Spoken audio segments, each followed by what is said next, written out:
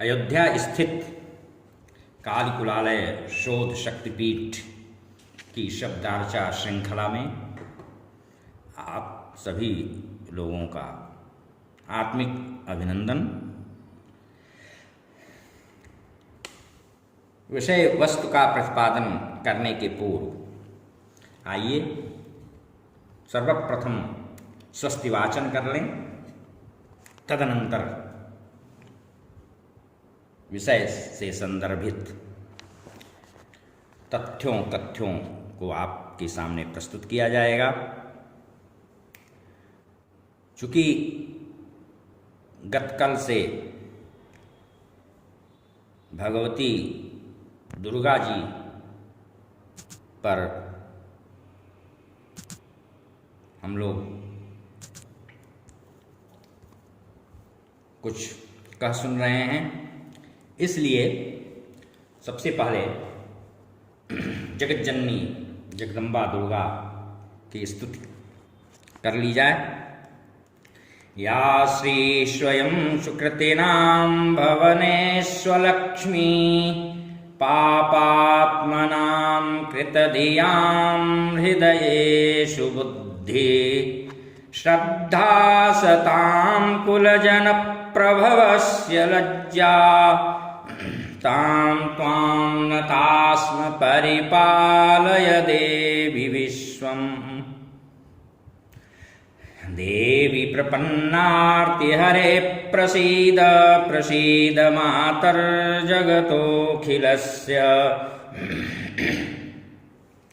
प्रसीद विश्वेश्वरि पाहि विश्वं त्वमीश्वरी देवी चराचरस्य। कल से आगे हम क्रम को और बढ़ाते हैं। कात्यायनी तंत्र में दुर्गा जी से संबंधित एक विशिष्ट प्रयोग और है, वह काम्य प्रयोग है और वशीकरण इत्यादि के लिए उसकी विशेष विधि का विधान यहां प्रस्तुत किया गया है।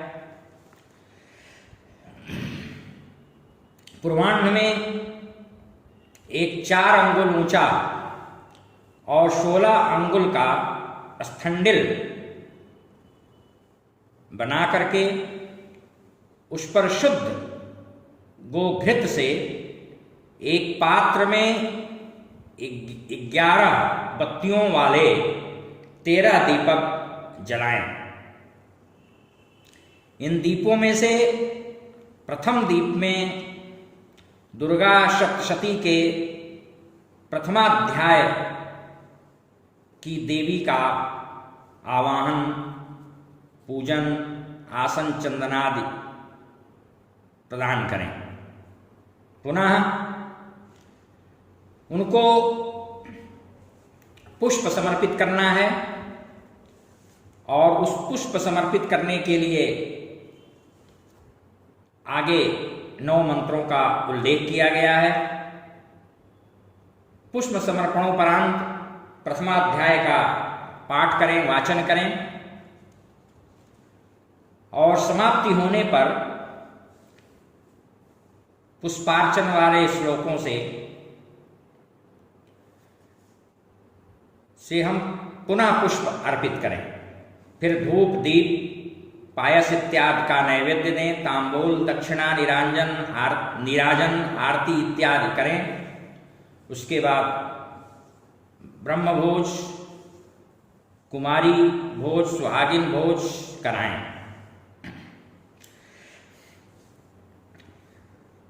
अस्तु प्रत्येक अध्याय का पाठ उन अध्यायों की देवियों के पूजन और ब्रह्म भोज, कुमारी, सौभाग्यवती भोज इत्यादि के साथ करना है। अंत में पर्याप्त नैवेद्य आदि पदार्थों से भगवती की महापूजा करनी है। अब इससे बताया गया है कि जगदम्बा का अनुग्रह प्राप्त होता है और शत्रुओं का निग्रह होता है। यदि अनुग्रह प्राप्ति हेतु यह पूजा की जा रही है तो पूर्वाह्न में की जाए, और शत्रु समन हेतु या शत्रु वशीकरण हेतु यह पूजा की जा रही है तो अपराह्न में की जाए। अब 9 पुष्प जो समर्पित करने हैं उनके लिए कौन कौन से मंत्र हैं, वे सारे मंत्र दुर्गा सप्तशती में कथित हैं।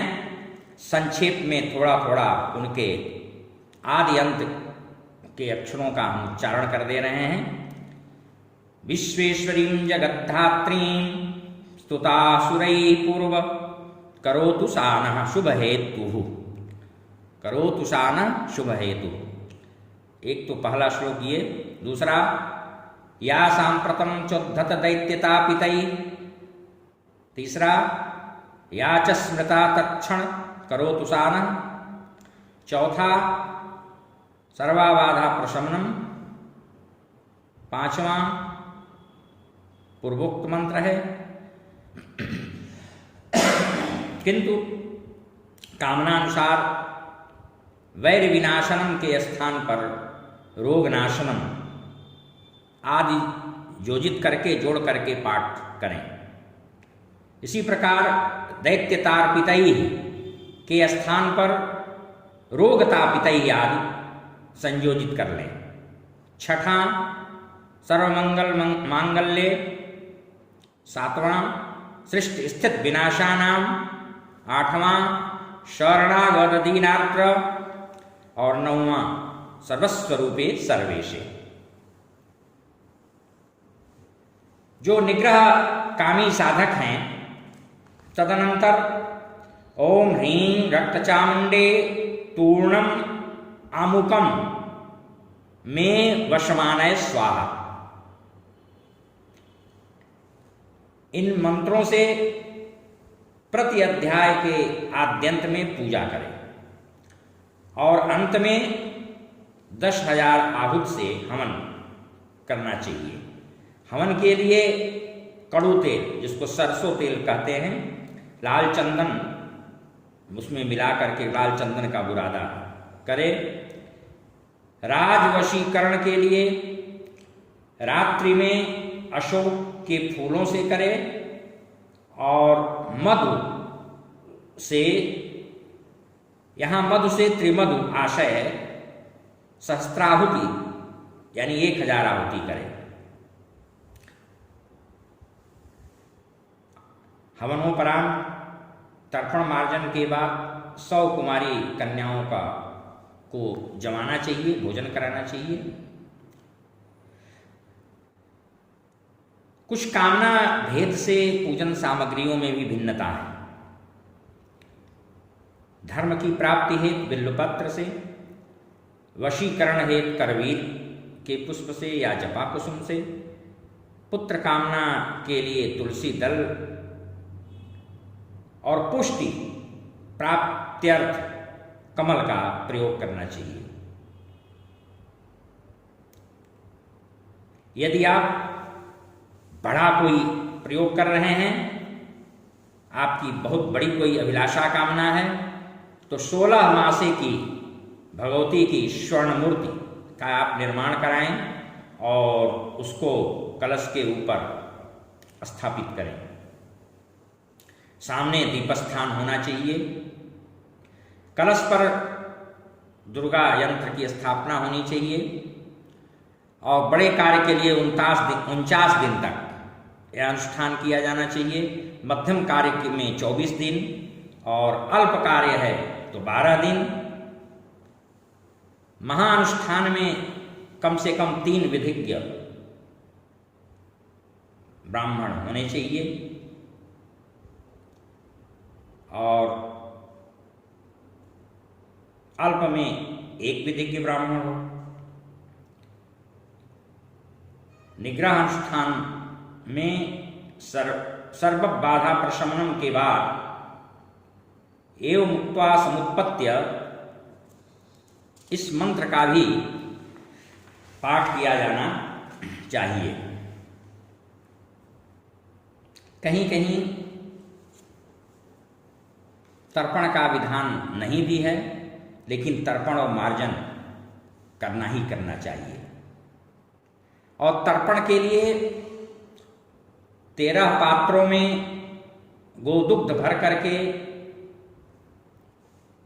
करें, आदि अंत में पुष्पांजलि दें और प्रत्येक श्लोक अध्याय देवताम तर्पयामि यह बोलें।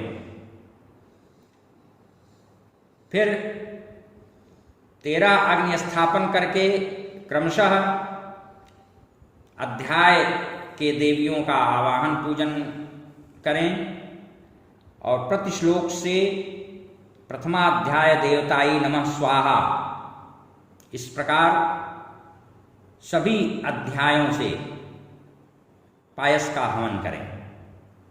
प्रत्येक दिन प्रयोग समाप्ति तक 13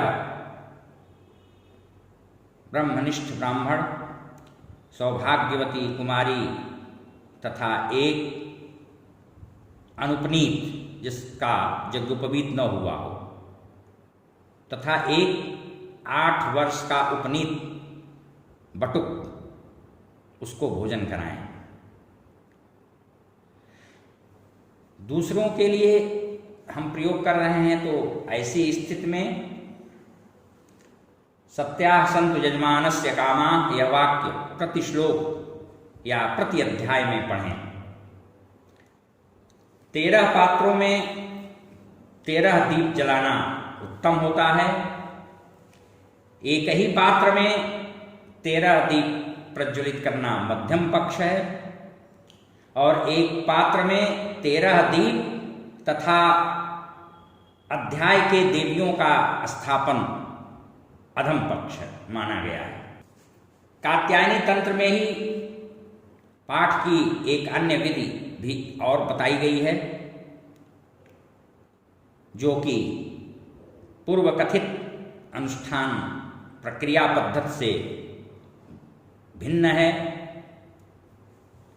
इस प्रयोग में प्रत्येक श्लोक के आदि अंत में जो प्रचलित संपुट विधि है, उससे अभीष्ट मंत्र का जप करने से इस मंत्र को सिद्ध होना कहा गया है। आदि में प्रणव सहित व्याहृति त्रय, अंत में विलोमक क्रम से व्याहृति प्रणव लगा करके 100 पाठ करने से कार्य की सिद्धि होती है। अपमृत्यु यानी अकाल मौत के निवारण के लिए प्रयोग किया पाठ किया जा रहा है, तो पाठ के अंत में एक एक माला त्र्यंबकम यजामहे, यह जो मृत्युंजय मंत्र है, इसका जप किया जाए या प्रति श्लोक के आदि अंत में इसका जप किया जाए। यानी जो यह वैदिक मृत्युंजय मंत्र है, इससे संपुटित करके पाठ पारायण किया जाए तो और अच्छा। शरणागत दीनार्थ के संपुट से सभी कार्यों की सिद्धि होती है और करोतु सानः इस अर्ध श्लोक के संपुट से भी कार्य सिद्धि होती है। एवं देव्या वरम लब्ध्वा संपुट से अभिष्ट सिद्धि होती है। दुर्गे स्मृता संपुट से आपत्ति का निवारण होता है। इसी मंत्र का कार्यानुसार यदि 10,000 या 1,00,000 1000 या 108 बार जप किया जाए तो उत्तम बताया गया है। सर्वाबाधा श्लोक मंत्र के लक्ष्य जप से विशेष फल मिलता है। इत्थम जरा जरा के जप से महामारी का शमन होता है। ततो बप्रे नृपो राज्यम का एक लक्ष्य जब नष्ट संपत्ति प्राप्त होती है। हिनस्ति दैत्य तेजांसी से सदीप बलिदान करना चाहिए और देवी मंदिर में इसी से घंटा बांधना चाहिए। इससे बालकों में जो ग्रह दोष आते हैं उनकी शांति होती है। शीघ्र कार्य सिद्धि के लिए प्रथम आवृत्ति अनुलोम क्रम से प्रथम से त्रयोदश तक पारायण करें। द्वितीयावृत्ति विलोम क्रम से करें। फिर तृतीयावृत्ति में अनुलोम क्रम करें। 1 से 10 अध्याय पाठ करके विलोम क्रम से 13, 12, 11 अध्याय का पाठ करें। इन तीनों की 3 आवृत्ति। आशयतः संपूर्ण 9 चंडी पाठ होता है। सभी आपत्तियों के निवारण के लिए दुर्गे स्मृता आधा श्लोक पहले तथा बाद में, यदंत यश्च दूर के स्वैदिक ऋचा से शेष आधा दारिद्र्य दुख श्लोक से संपुटित देवी का पाठ और दुर्गे स्मृता मंत्र का कार्यानुसार 1,10,000 या 108 बार जप किया जाना चाहिए। कुछ और भी प्रयोग हैं जिनके करने से लक्ष्मी प्राप्ति होती है। काम सोष्मिताम हिरण्य प्राकाराम, यह जो वैदिक मंत्र है श्री सूक्त का, इसके संपुट के द्वारा पाठ का विधान है। ऐसा करने से प्रयोग लक्ष्मी प्रदायक होता है। मारण प्रयोगार्थ एवं मुक्त्वा समुत्पत्त्य श्लोक का संपुट बताया गया है। तो लेकिन मारण प्रयोग से साधक को बचना चाहिए। ज्ञानिनापि चेतांसी, यह मोहन सम्मोहन के प्रयोगार्थ है और रोगान शेषान श्लोक के संपुट या इस श्लोक मंत्र का पृथक से जप विद्या प्राप्ति का साधक माना गया है। जबकि आजकल रोग नाश के लिए इसका संपुट लोग लगाते हैं। भगवत्या कृतं सर्वं न किंचित इत्यादि 3.5 श्लोकों वाला 112 अक्षरों का श्लोक मंत्र सर्वकामना सिद्धिप्रद है, सर्वापत्ति निवारक है और देवी प्रपन्नार्ति हरे प्रसीद इस श्लोक मंत्र का कामना अनुसार यथेष्ट जप करना लाभदायक होता है।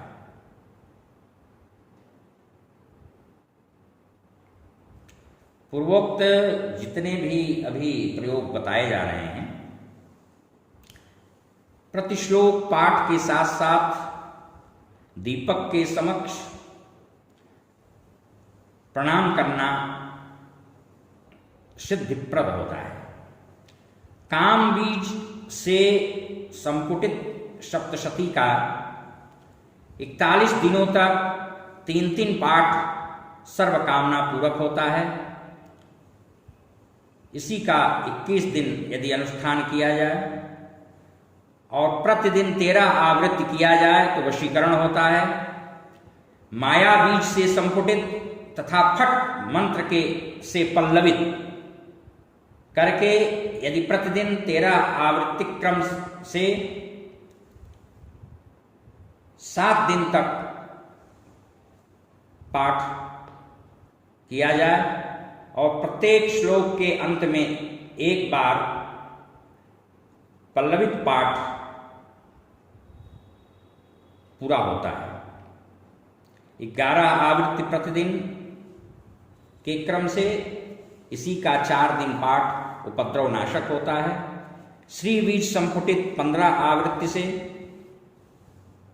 देवी पाठ 49 दिन पर्यंत करें तो लक्ष्मी प्राप्ति, वाग बीज से संपुटित 108 आवृत्ति करें तो विद्या प्राप्ति, और प्रसाद बीज से इसका पाठ करें तो स्वास्थ्य लाभ। श्लोकांत में संपुट भी इसका लगा सकते हैं ऋतक क्रम से, उसमें नमः रौम ओम जोड़ दे सकते हैं आप। इसी पाठ की विधि से प्रणव सहित हृलेखा के साथ नमः का योग करके मध्यम चरित्र और काम बीज में नमः, प्रणव सहित काम बीज में नमः को जोड़ करके उत्तम चरित्र का पाठ करने से कार्य सिद्धि होती है। इस अनुष्ठान में 100 से षडन्यास होता है और त्रिगुणातामसी आदि 6 श्लोकों से ध्यान किया जाता है। प्रथम चरित्र के मार्कंडेय ऋषि अनुष्टुप छंद, महाकाली देवता, नंदा शक्ति, सौ बीज, अग्नि तत्व। मध्यम चरित्र की सुमेधा ऋषि अनुष्टुप छंद, महालक्ष्मी देवता, शाकंभरी शक्ति और हृलेखा बीज, वायु तत्व। और हृलेखा से ही षडंग न्यास। और उसके बाद ध्यान उत्तम चरित्र में शिव ऋषि अनुष्टुप जगतिक छंद, महासरस्वती देवता, भीमा शक्ति, काम बीज, सूर्य तत्व और काम बीज से न्यास, गौरी देहात आदि से ध्यान। प्रथम चरित्र का अन्यत्र वाग बीज या हृलेखा बीज, मध्यम का लक्ष्मी बीज और उत्तम का काम बीज भी कहा गया है। कामना भेद से ध्यान में भी भेद होता है। वशीकरण में अतिरक्त, पौष्टिक में कर्बूर, चितकबरा, उच्चाटन में धूम्रवर्ण। ध्यान रहे भगवती धूमावती का वर्ण भी धूम्र है और उच्चाटन विद्वेषण की वो विशेष रूप से देवी मानी जाती हैं। मारण में कृष्ण, पुत्रेच्छा में नीलकमल तुल्य श्याम, रत्नाकार ध्यान। और जल भय में प्रलयाग्नि तुल्य रूप का ध्यान। और विषाद भय हो तो अमृत वर्षा करते हुए पूर्ण चंद्र के समान आकृति का ध्यान। फिर यदि एक दिन में संपूर्ण पाठ संभव न हो स्वयं, तो उसमें आप ब्राह्मणों को सम्मिलित कर सकते हैं। लेकिन पाठ जो है वो एक चरित्र का पाठ एक बार में और एक दिन में ही करने की बाध्यता होती है। दुर्गा सप्तमी में और दुर्गा जी के आराधन में नवाण मंत्र का बहुत बड़ा महत्व है। 9 अक्षर का होने के कारण उसे नवाण कहते हैं। उसके भी स्वतंत्र कई प्रयोग मिलते हैं। उन प्रयोगों को करने से अभिष्ट कार्य सिद्धि होती है। नाभिमात्र जल में प्रतिदिन सहस्त्र जप, 1000 जप कवित्व लेखन शक्ति प्रदान करता है। अयुत जपा राजबंधन संकटादिभ्यो मोक्ष।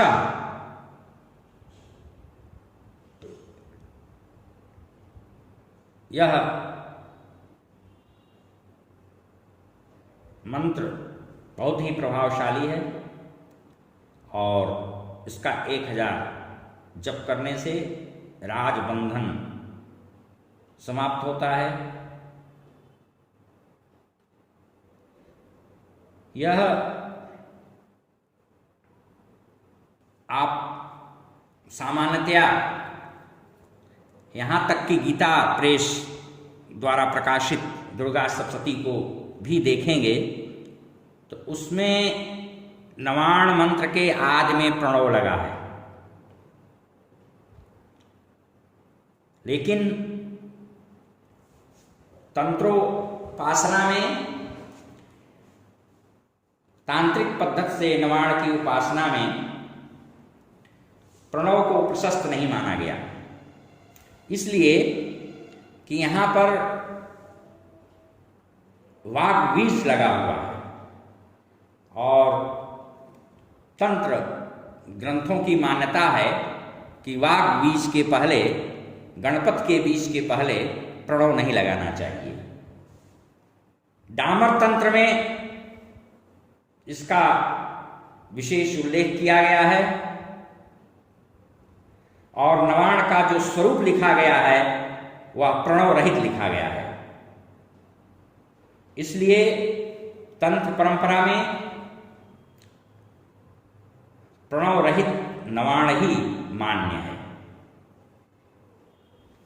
प्रथम उसका वाग बीज है जो कि चंद्र तुल्य दीप्ति वाला कहा गया है।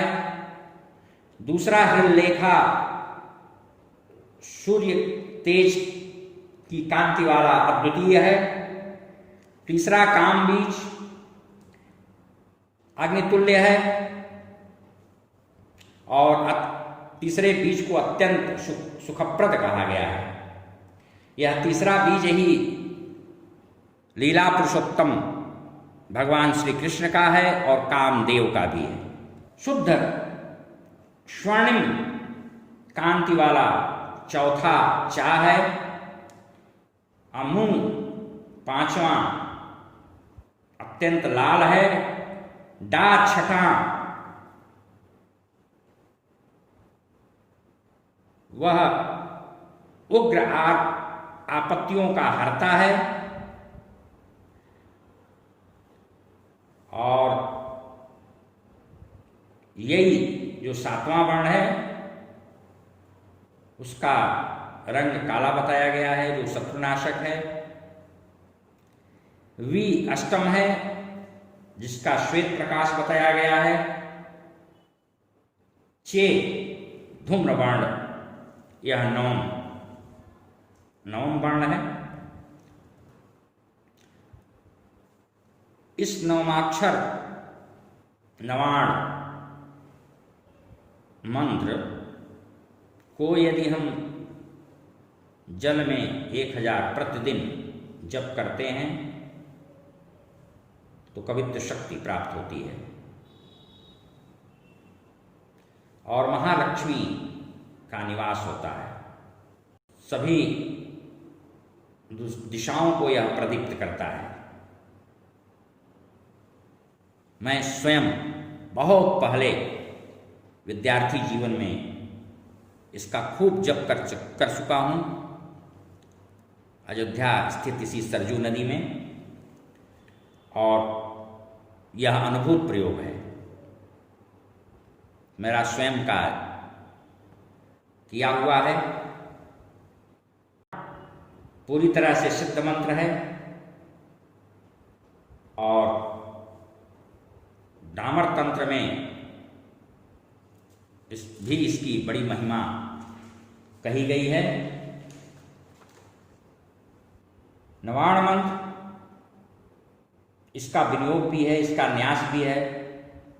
आप गीता प्रेस द्वारा प्रकाशित दुर्गा सप्तशती में भी देख सकते हैं।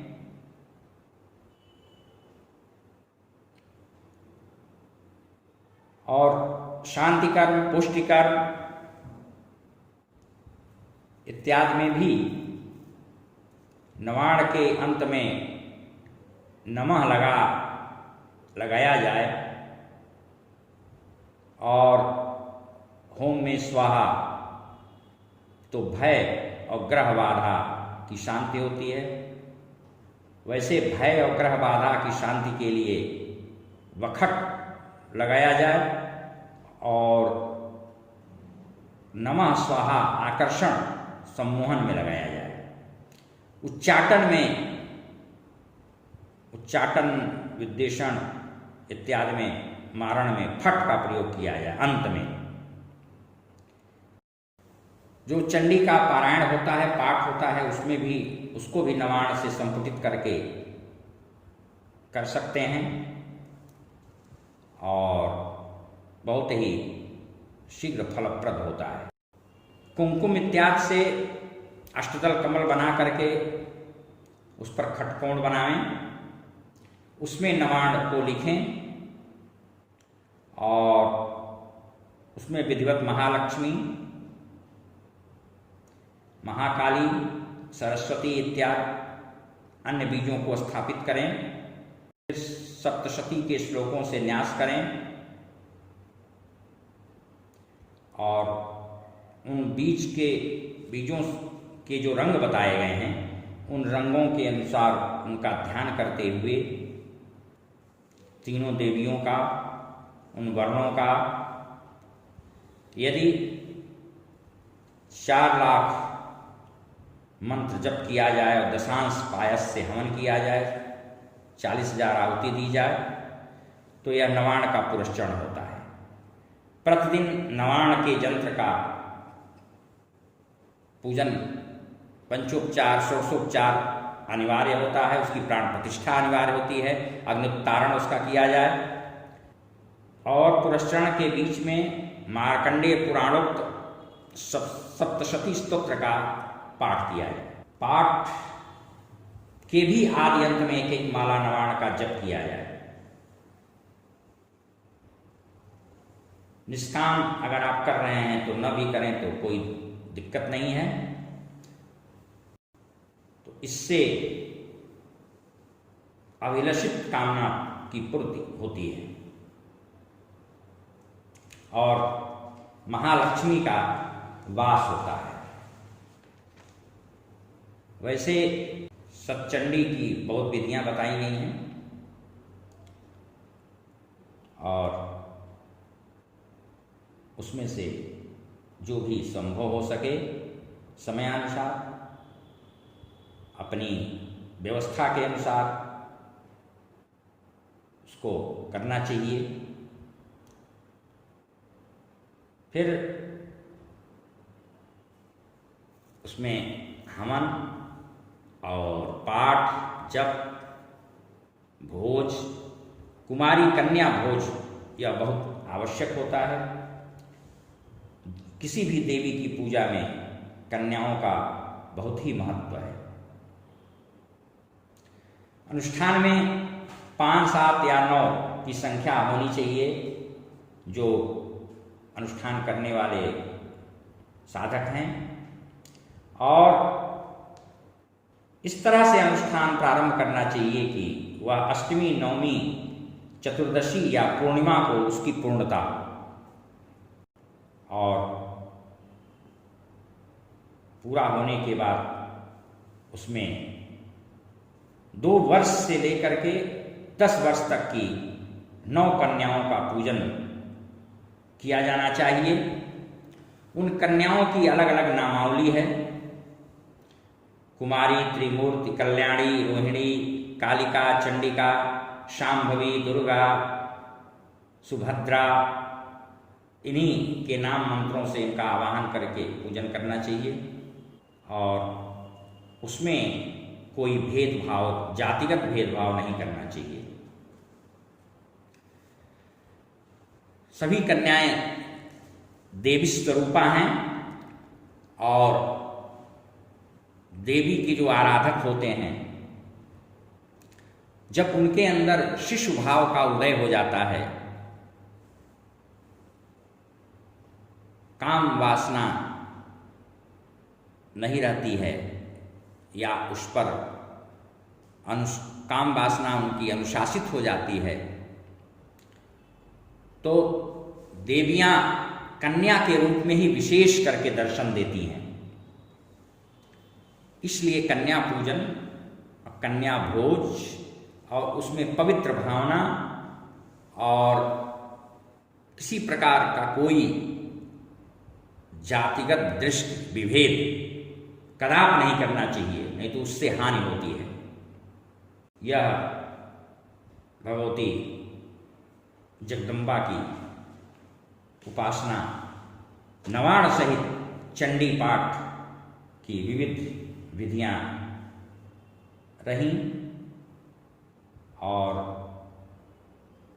उसकी हवन सामग्री इत्यादि जो भी हो, उसमें प्रधान होम जब हम करें तो उसके पहले हवन सामग्री को भली भांति देख लें कि उसमें कोई जीव न हो। हवन सामग्री में त्रिमधु युक्त पायस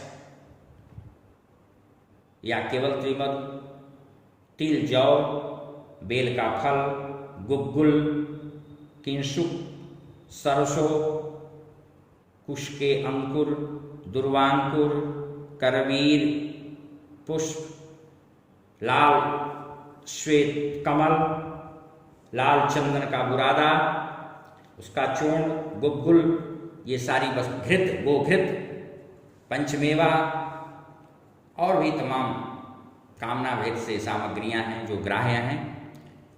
और देवियां हवन प्रधान होती हैं, इसलिए भगवती दुर्गा का हवन विशेष रूप से भाव से करना चाहिए, अच्छे से करना चाहिए। जो भी प्रयोग कहे गए, इन पूर्वोक्त प्रयोगों को आप इसमें से बहुत सारे प्रयोग आप नागेश भट्टकृत दुर्गा सप्तशती की गुप्तवती टीका से प्राप्त कर सकते हैं और भी अन्य तमाम तंत्र ग्रंथों में आपको मिल जाएंगे जिन ग्रंथों का हमने नामोल्लेख किया। हाँ, कुछ जरूर ऐसे हैं जो स्वानुभूत रहे हैं, उनको भी मैंने इसमें संबद्ध करके आपके सम्मुख प्रस्तुत किया। और अंत में यानंत मायाखिल शक्ति रूपा सा शांभवी साधक भक्त पूज्या या डाकिनीभ्यश्च जनानवन्ति नमोस्तु तस्यै शतचण्डिकायै। हरि ओम। पूर्णमदः पूर्णमिदं पूर्णात् पूर्णमुदच्यते पूर्णस्य पूर्णमादाय पूर्णमेवावशिष्यते। हरि ओम। शांति शांति शांति। सर्वारिष्ट शांति।